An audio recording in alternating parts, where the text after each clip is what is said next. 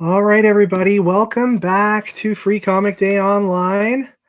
It's been one heck of a day. Thanks to everybody joining us all throughout the day today, and we're really excited about this particular segment because one of the great things about Free Comic Book Day, when we're allowed to hold the event, is how involved in it the kids get. And it's always great to see young kids, discovering comic book heroes for the first time, or coming into the shops, participating all around the world, and grabbing free books featuring the characters that they love. And it's often a really great day for kids, particularly that are interested in comic books and everything that goes along with it. And sad that they don't get the opportunity this year. To do that, at least right now, due to the COVID-19 outbreak that we're going through. But hopefully we can bring a little bit of magic to them today with the guests that we're going to have on in a little bit, Agnes Garbowska, who has been a dear friend to us for many years, and we're happy to have her here. First, before we get started today with Agnes, I just want to remind you guys that we're also doing a kids sale right now. If you go over to stadiumcomics.com and there's banners up at the top of the page, you'll see one of the rotating banners will indicate our kids sale section. So you can go to that now, and there'll be a bunch of stuff loaded on there. Just going to hit the refresh button here on the web page, make sure that it's all there. Yeah, some really great graphic novels there.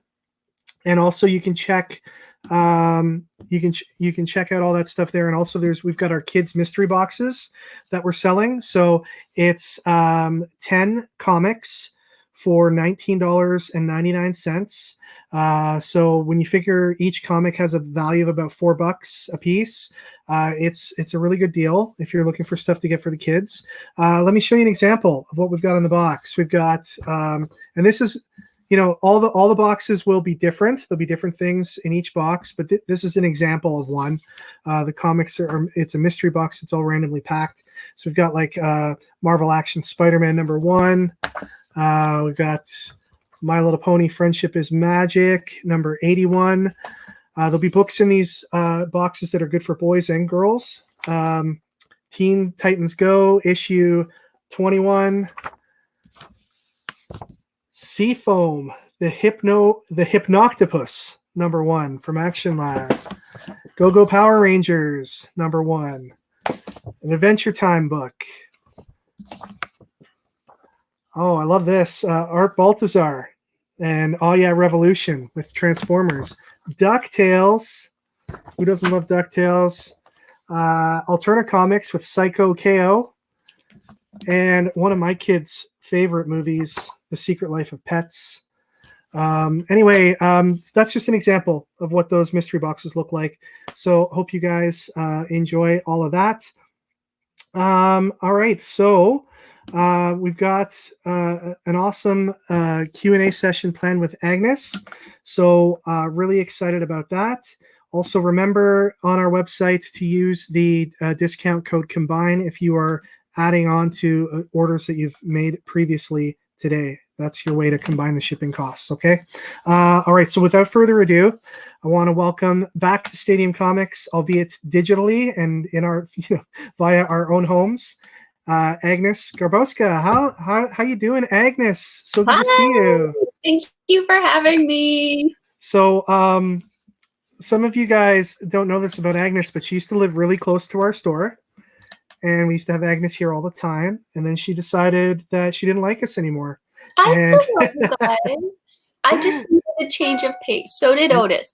So we have guest star Otis. And her and her little doggies move far away, but that's okay. We stay in touch. And how are Olive and Otis doing? They're doing great. Yeah. Get lots of kibble, lots of treats, lots of walkies. Walkies are definitely more interesting right now than they have been before. I bet.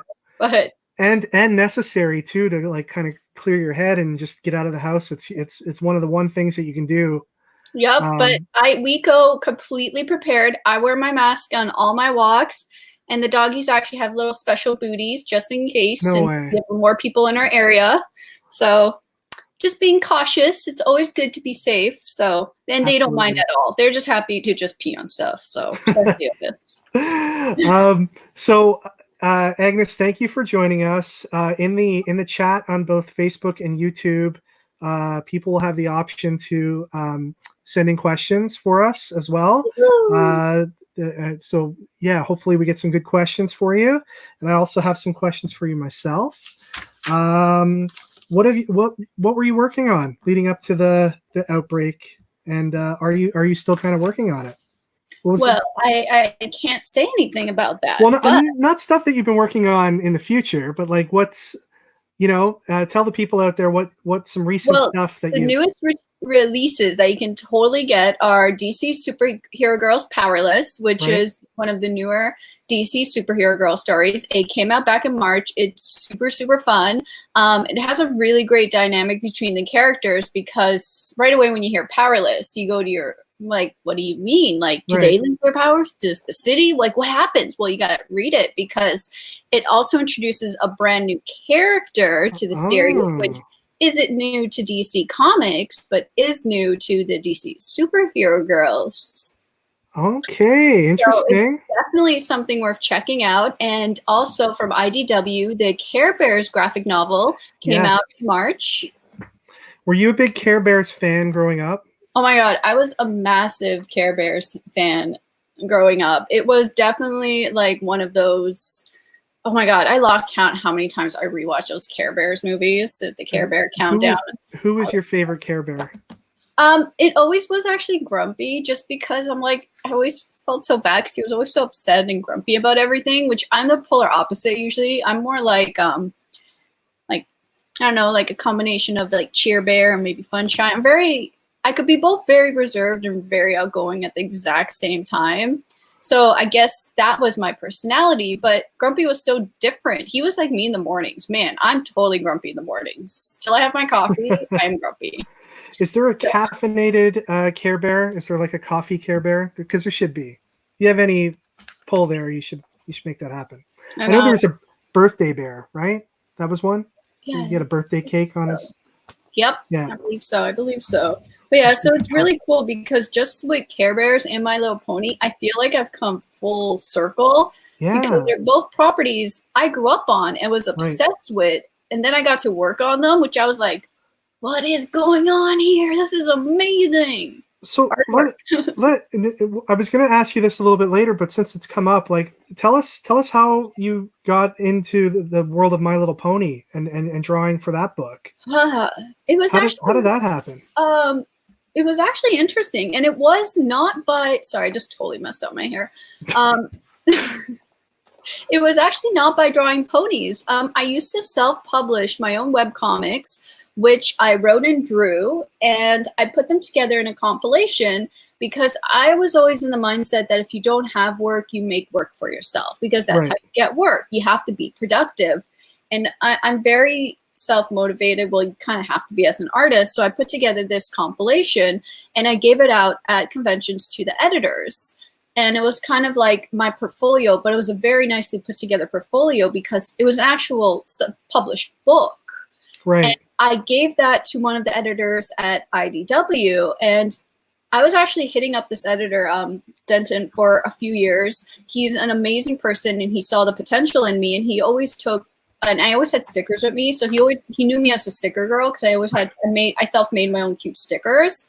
But that's how you have to do it. You have to make yourself memorable. Right. And I always want to take that extra step. So I made very creative business cards every year. Like one business card was actually one that opened up and there was a sticker inside. And I cut out all the little grooves to keep the sticker in there. So I always put in that one extra step. But that's what made him remember me. Right. And then I came to him one year and now I had this compilation of my stories. And he really liked them. He's like, this is really good. Like, you have a really good storytelling potential. And he passed it over to Bobby, the My Little Pony editor. And Bobby was like, wow, I really like your style, your way of telling stories. So he gave me a shot on a few pony covers just to test out if I could actually draw ponies. Of course, I had to prove to him I could draw ponies. Man, those first few ponies, you do not submit those. You pretend you know what you have those doing. Locked away somewhere? Those first ponies? Those files got deleted. They're very quickly deleted. But hey, I kept drawing them, and I sent him the best one. And I'm like, look, see, I can draw ponies. No, it was just a lot of practice, really fast too, because I had to turn around in like 24 hours. It was the same story with DC Superhero Girls. I drew a lot and I submitted the best one. And it's really that one that you have to hope gets you hired. And he's like, oh, wow, okay, you could do this. And then I kept doing covers, and finally he gave me a shot at an issue, and the rest is history. And I was working on them for over 6 years. It was a long time. Your work with My Little Pony brought you to a whole other fan base that you hadn't really had access to before. I mean, you ended up going to be a special guest at stuff like BronyCon and so places like that. Like your work with My Little Pony just must have opened so many doors for you as a creator. Yeah, like it really shows what hard work and dedication can really pay off. And the fans were amazing. Like all my fans, both young and old, have been great so far. And it was really fun getting to meet like big pony fans and going to those pony specific conventions, because they're so different than anything I went to, because they are very different than comic conventions. And the fun thing, especially about like BronyCon, the pony convention, is how personable they are. Like you really feel so special in their eyes in a way I didn't think was even possible, because especially how those shows are run, there's a lot of personal fan interaction, which I thought was marvelous. So I love all conventions, pony and not, because they're both such different experiences for me. And when hopefully we're back at it again, I'm really excited. I miss interacting with my fans, especially like the younger ones. I love interacting with kids at shows. It's something that brings me a lot of joy, and I hope it shows. And you know what? We'll get back to there. It's only a matter of time. We got to be patient and be good. I think so too. Are you worried at all about going back to conventions? I asked Dan Parent the same question. Just given everything that's happened over the last little while, and obviously conventions are probably going to change a little bit when they come back online before they're fully back to normal at some point in the future. But are you worried at all about going to shows? Definitely. Getting sick of shows is already something I was worried about, because a lot of people don't know this, but I actually got pneumonia from a comic show. Oh, wow. And I was knocked out for over a month, I think about a month and a half. And it took them, because I was young, they didn't actually think it was pneumonia. So it actually took them a while to find out what it was.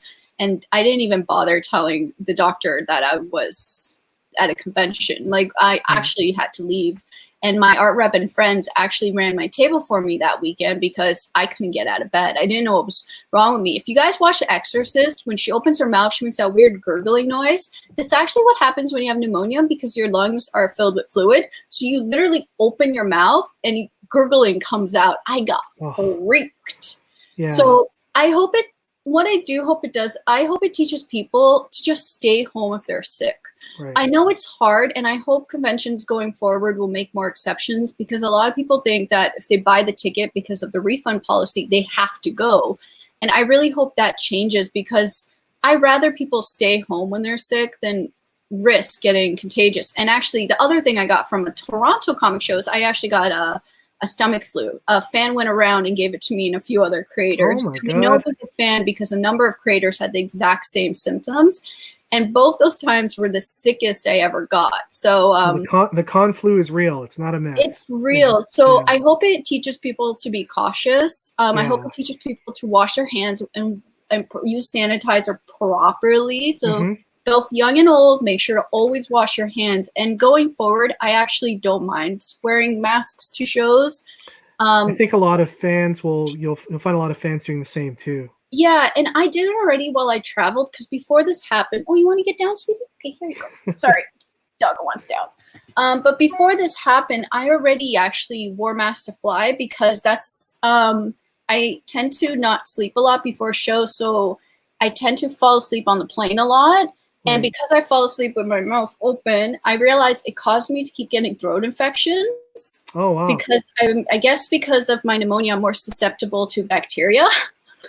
Oh, so geez. For me, wearing a mask is not a big deal. And if it helps me not spread what I have to others, I'm more than happy to, because I see the comic community. I see people around me as a community. And for me, I'm not just taking care of myself. I want to take care of those around me as well. And I think that's just me being responsible. Absolutely, that's a great way to look at it. And I think fans are clamoring to get back to it, and I'm sure when they do, they're going to do it in a safe way. And also the organizers, I think, will make sure that there's safeguards in place, like hand sanitizing stations and stuff like that. Yeah, I hope so. To and even encourage all that. provide wipes for people's tables, just so we could wipe down our own stuff, when everyone goes through our portfolios. That would be such a smart idea. Oh, it's so simple. I didn't think of that. I was actually, because when I was packing for Emerald City, I actually stocked up on a whole bunch of wipes just to take with me to wipe down my own stuff to help everyone out. But I'm like, wow, if comic conventions actually provided that for everyone's table, that would be a great service. Yeah. We have a couple questions coming in, Agnes. I want someone too. Jamie is asking for her daughter Jade. Does it take a long time to draw all of the ponies together? Definitely, the more ponies you add, the longer it takes. And when you start drawing, especially when I started drawing My Little Pony, drawing all the ponies definitely did take me a long time. But luckily now, since I've had over 6 years of practice, it takes me longer than drawing a single pony, but it doesn't take me a very long time because I understand the pattern in drawing the ponies. So for me, I just have to make sure to apply that pattern to each of them, make sure they look good together. But it always will take me a lot longer to plan a picture out with all of them than one. Definitely. All right. Makes sense. And then another question we have, Christina's son Clark would like to know if Agnes has done any Spider-Man comics. I have. And one of my stories actually got republished right after the Spider-Man Spider-Verse story. And that was when it's a Spider-Ham story, not just a Spider-Man story. And Spider-Ham gets turned into Spider-Human. Oh, is that this one? Yeah. That one? Yeah. And I think is that the one they republished? The one right after. This is the 25th anniversary issue. I'm not sure if this is the reprint, but there's another one. There's a Spider-Verse book out now. I don't have a copy of it. Oh, okay. You signed this one for us way back. Yeah, there's a new one that came out right after the Spider-Verse. It's a compilation of Spider-Man stories, so it's like Spider-Verse stories, and I'm in that one as well. Oh, nice. I think this one, if anyone's interested in it, I think it's up on the website. You should get it. It's so funny. And in addition to that, the Marvel Superhero Adventures, I did a cover with Spider-Man on it with Captain Marvel as well. Oh, so cool. Different Spider-Man stuff to look out somewhere in the universe. Check online. They're definitely online.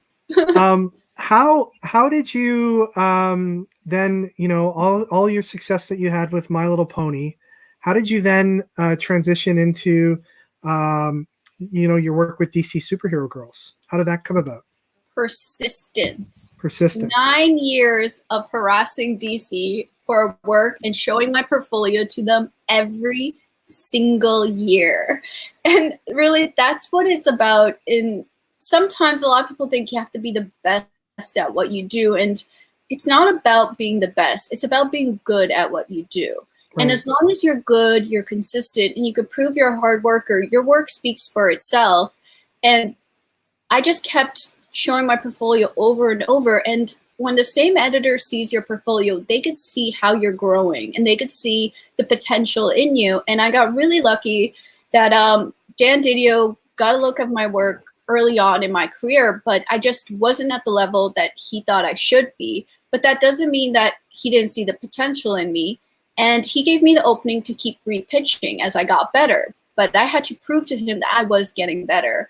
And he just kept asking me to show my work. And then finally an opportunity came up and he went, hey, email Marie Gavins. Just there might be something there for you. I think Marie, I am so grateful she saw the potential in me because boy, I think she gave me 24 or 48 hours to prove that I could draw the superheroes in the particular style. And I've never drawn in that style before. Right. I did not sleep because I wanted to make sure I didn't blow this chance. So I stayed up and drew for almost the full time. I walked the dogs. I ate. and I drew, and that was it. But it paid off because I proved to her I could draw the characters, and then she's like, okay, so you could draw the characters.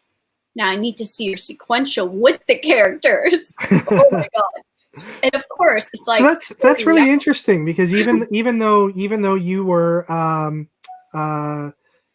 established comic artist and have been working in sequential art for some time, you didn't get a pass, did you? You still had to prove that you could do it and apply to those characters. Passes, because this was a huge property for them, and they knew that it had to be treated with the utmost respect, and someone who could definitely pull it off. And Yancey, the other artist who was on it, he was brilliant. He's such a great artist, and I really had to prove that I was at par with him and what he was doing.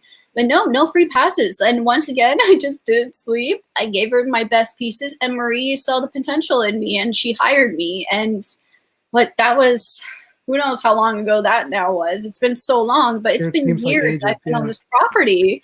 And I'm so grateful, because DC was one of the companies I badly want to work for from the start of my career. Like, I still remember the comic cover with Supergirl holding the skateboard in the 90s. Oh, right, yeah. And that was, I'm pretty sure, the first DC comic I ever picked up, and I went, I want to draw this character. And I got to draw her in like different ways now, and I'm so grateful for it all. And it proves that hard work, not giving up, and persistence are really the way to go. I think that's the moral of the story here today, right? Even in crazy times like this, just be persistent and work really hard. Yeah. I have a question from somebody about, do you have a website where you can purchase commissions of original artwork? I think your Instagram is probably the best place for that, right? As of right now, my Instagram, which is just my name at Agnes Garbowska, I would recommend there. I'm trying to see if I can open up commissions. The one issue I'm having right now is shipping to Canada. But there you go. Some for sale. But if you have anyone I could ship to in the States, that's definitely the way to go right now, because I am having help from a friend shipping out my stuff. But I don't know. See if I could. There's just issues shipping to Canada that with art, and it's just always a lot more risky. But definitely, if you live in the States, getting art for me is very easy. And I'm trying to see if I can open up commissions. I'm just seeing how things go right now. But I do post original art on my Instagram that is for sale, and I post a few pieces each week. Yeah, you post pretty regularly. Yeah, you post pretty regularly, and you've started doing your live streams, Art Time with Aggie. So you're doing this every Monday, Wednesday, and Friday. I tuned into the last two. They were super cool. Thank you. How did you tell me a little bit about coming up with Art Time with Aggie, and how's that been going for you? It's been going really well. They're how to draw tutorials for kids and parents alike. A lot of parents like to do it with their kids. I keep everything very step by step, and I explain the process. I explain patterns we pick up. I explain about shape. So it isn't just me drawing. It's explaining to you why I'm doing the things I do when I draw. So that way, if you're tuning in each week, you start picking up the same patterns of how to draw the characters, which helps you draw them better and helps you have an understanding. And every Friday, we do a watercolor that will be it's going to be changing. The giveaway times are going to be changing. It's most likely going to be every 2 weeks to a month now for the giveaways, but you actually get to win a piece of art, and it's a watercolor painting we work on together. And when I work on that watercolor painting, I talk about color theory. I talk about why I pick colors. We learn to mix colors. So I keep it very fun but educational, and working with your favorite characters, everything from Marvel to DC to Pokemon. Just pretty much, I put a big post out there, like, what do you want to see? So each week the themes change, just to keep it very interesting. So there's something for everyone. So if you don't like drawing superheroes, we're not always doing that. We're some drawing creatures or Pokemon. Right. So I'm just having a lot of fun, and it seems to have a good response so far. So that makes me very happy. Yeah, I was amazed how many people were tuning into it. It was you're getting a really awesome turnout, and like you said, the theory and instruction that you're going through on there is really invaluable. If anybody has kids that are interested in getting into drawing more and being more artistic, it's a great thing to watch. And Agnes always picks usually have a contest as to which character you're going to be drawing that week, right? You put it out there, and it's a lot of fun. And yeah, have you ever has anyone ever had you like teach classes and stuff of kids for stuff like this? I've done little classes at conventions where I hosted like little how to draw and explain my process along the way. This is my first time all out just really emphasizing on the teaching, because a good way to learn to draw is mimicking. And when you start mimicking a drawing, you start understanding how to do it yourself. So the way I do the classes, you don't see me, you mainly just see the art, because I want you to be able to have it in front of you so you could copy the shapes as closely as possible, because that's how you learn. And I want to make sure to emphasize like every step and how I get to there. So hopefully the kids can now take that pattern, take those steps and apply it to different characters. So it's definitely teaching me how to teach. Like before every lesson, I have to teach myself how to teach someone to do it, because I just draw naturally. It's just something that I do, and these are steps I do, but I do them so quickly, and now I'm slowing them down to a different level, and it's making it a lot of fun. Awesome. Stephanie says that her daughter Skylar, who's 4 years old, says, "Thank you for drawing My Little Pony comics." Oh, you're very welcome. I'm so happy to draw, though. We were talking earlier about how for DC Superhero Girls you had to adjust your style. You have a very distinctive style when you're drawing, and I've known you long enough that I know that wasn't always the style that you started out with. Talk a little bit about like how you were able to come up with and find your style of art. Yeah, it's a lot of people think that to work in comics illustration, you have to have a style, and they become so focused on the style that they forget about the actual technique and about proportions, actually understanding what you're drawing. And when I started in comics, I thought the only way to draw was the comic book style. I thought that's the only way to do it. It's how you get hired. So the first few published pieces I have are actually in a very comic book style. Like you would barely recognize it. If you look at the eyes, you could really tell that there's still hints of my style in there, because there's certain things that still came through, but I thought that's the way it had to be. But I did my layouts in a really cute style. Like when you first lay out a comic, usually thumbnail. And when I thumbnailed as these cute little characters that would end up becoming these very sexy, mature characters. And it was pointed out to me like, why don't you draw that way? It was actually Francis Manipul who pointed out to me, and he's like, you like drawing that way. Why don't you do it? And I was like, no one's going to hire me. Are you crazy? But I thought, okay, you know what?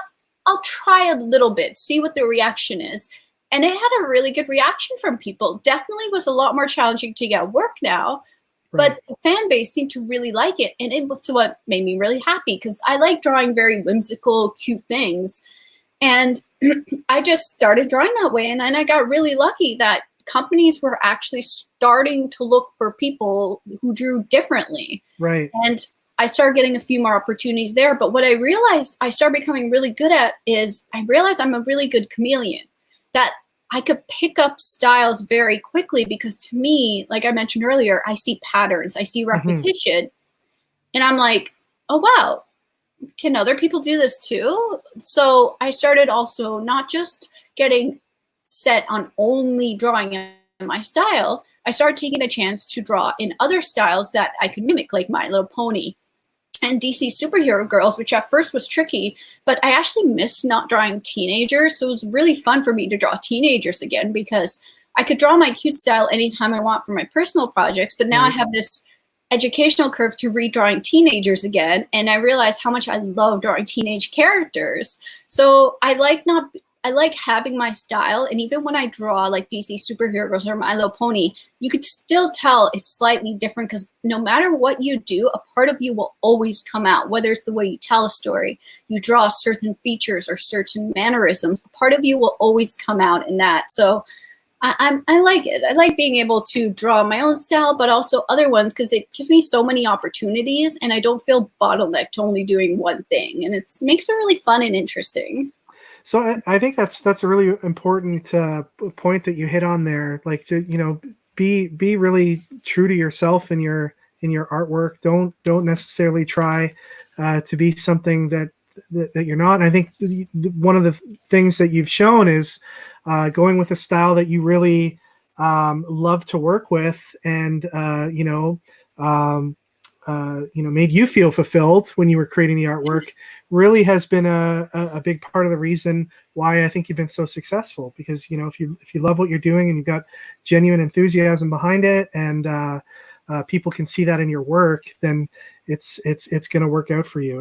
And like you said, I can remember before you were working with all these crazy awesome properties and licenses, you would be one of the busiest people at conventions all the time, even though your stuff wasn't necessarily being published by the big publishers at that time. Your style was really popular. It's a going thing back. that I'm like, no one would like it. Right. No, it's really awesome to see.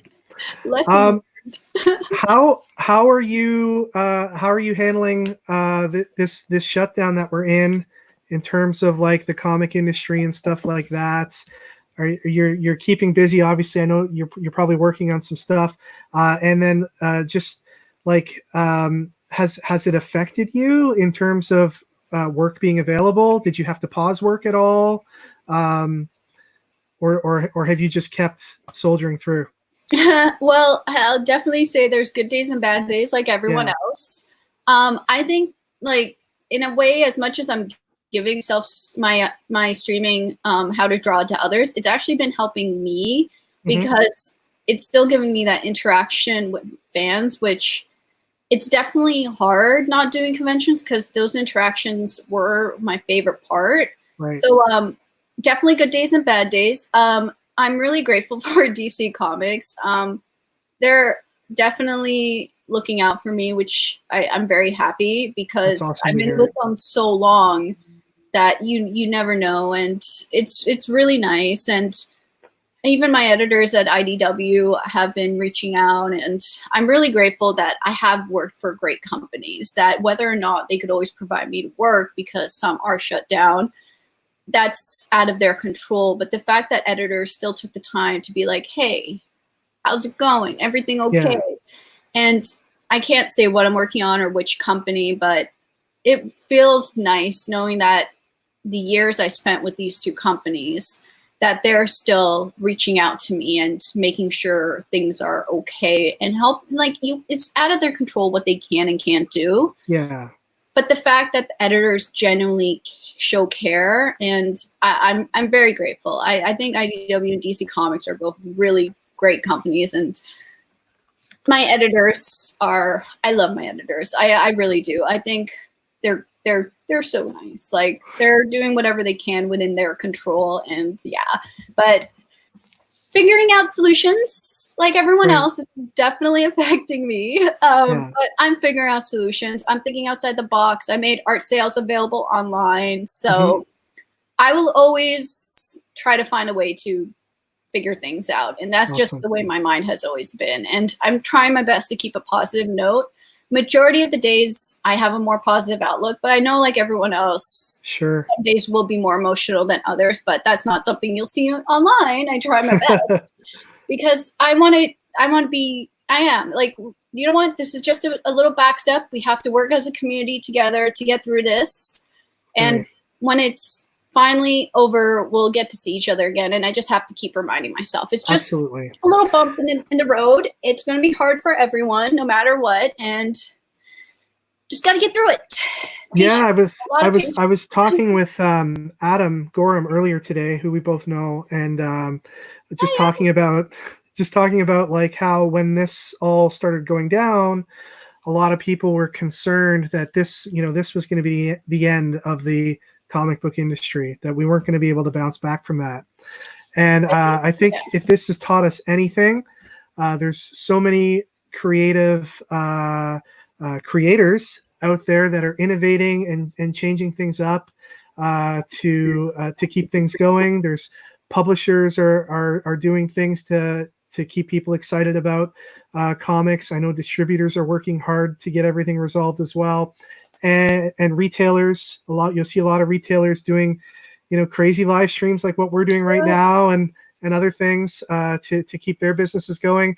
And more than anything, the fans of comics are not about to let comics go anywhere anytime soon. Yeah. There's some great people that are rooting for the industry in the fan base, and that has been really awesome to see.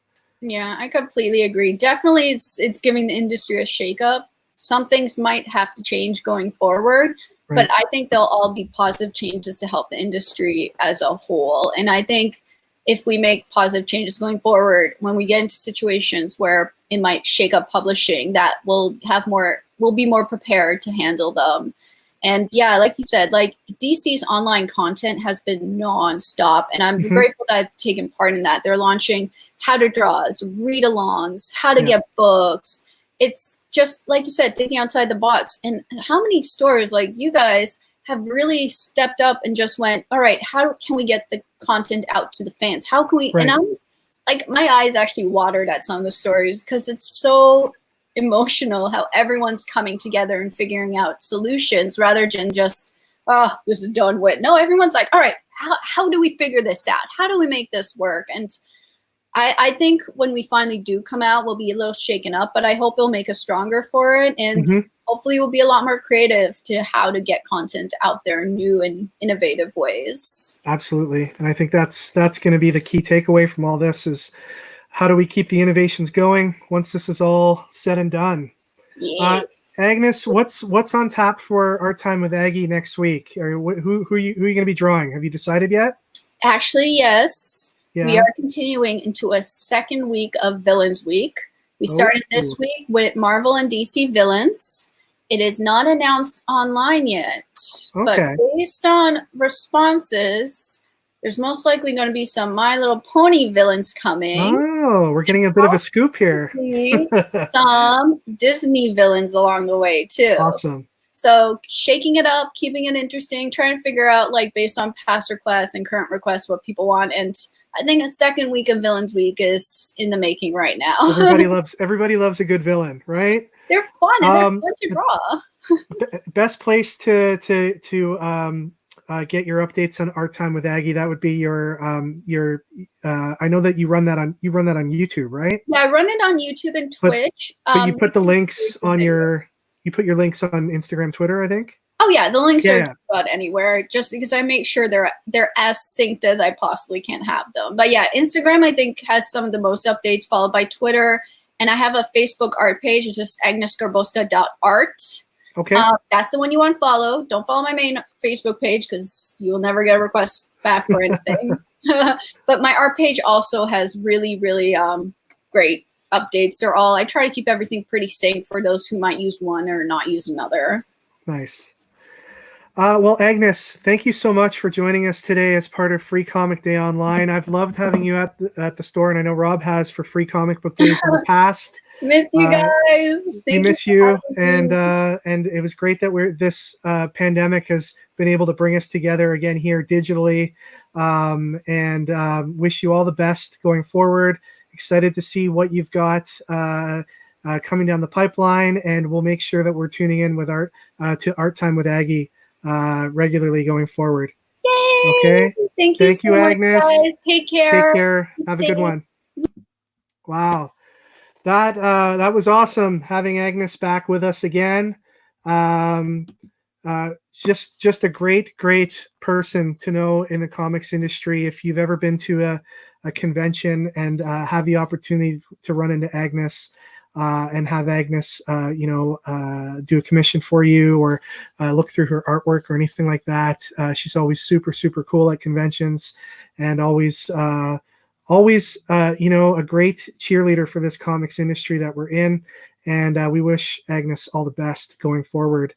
Thanks so much, Agnes. All right, just before we go, we're going to take a quick break before our next sale. We have a special guest that wanted to come on and say hello to you all. So let me just get that all ready here. One of our good friends, Amazon Princess Wonder Woman. Hello there. How are you? I'm doing wonderful. How are you? Not too bad at all. How's the invisible jet working these days? It's stuck in limbo right now. Oh, the mechanic's not open right It, now due to COVID. They're not it's not repairing. traveling. It's Oh, not traveling anywhere. It's staying put and safe. I hear you. I hear Yeah. you. So how have you been? How have you been? It's been a while since we chatted.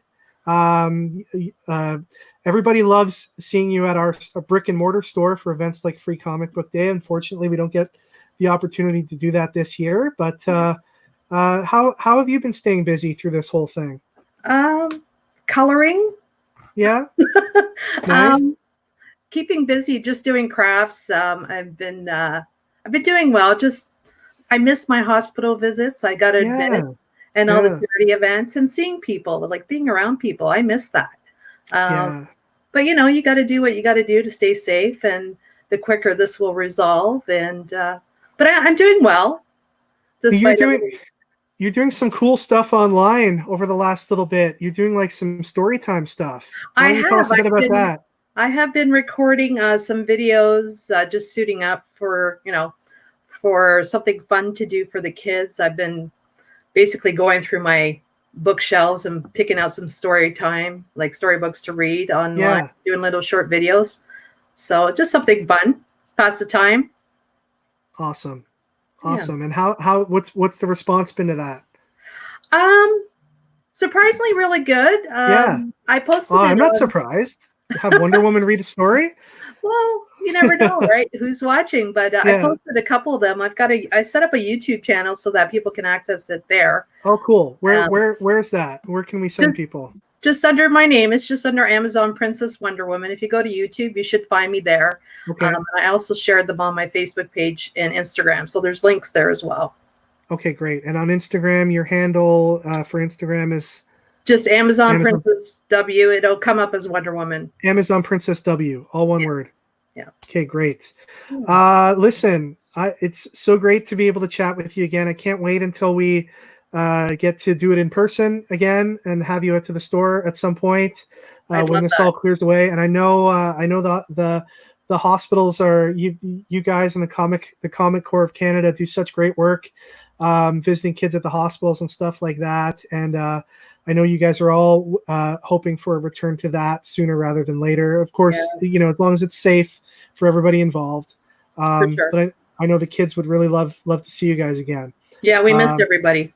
So if you can't do it in person, now you can go to the YouTube page and check out Amazon Princess Wonder Woman there. Thank you so much for dropping in today. It was a nice surprise having you here. Well, this is a great thing that you guys are doing, and I'm sure a lot of people appreciate it. Oh, well, thank you. Hey, I know I do. Thank you. we didn't want to let the 2nd of May pass without any celebration in comic books. So that's what we're here to do, and hopefully we can do a little bit of that. So thank you so much, Elizabeth. Take care, and we will see you soon. Okay. You too. Take care. Thank you. All right, guys. Action-packed day, wouldn't you say? So I hope you guys enjoyed that. Let's take a look at what's coming up on the schedule next. And it is our, I believe it's the second part of our variant and key sale. We did the first part this morning. We had a lot of really good, awesome books that we showed during that sale. So we've got more to show you at 4:00. And then at 5:00, we've got Marcus coming to join us for a Q&A, and he's going to do some live sketches. And we've also got the wrap-up at 6 p.m., where we're going to have J. Scott Campbell and Art Germ covers on sale. So hope you guys can join us for all of that. Thank you so much. It's been great so far today. You guys have been so kind and accommodating with everything that we're trying to do, and really appreciate it. And we will see you guys all around 4:00. Take care. We'll see you then.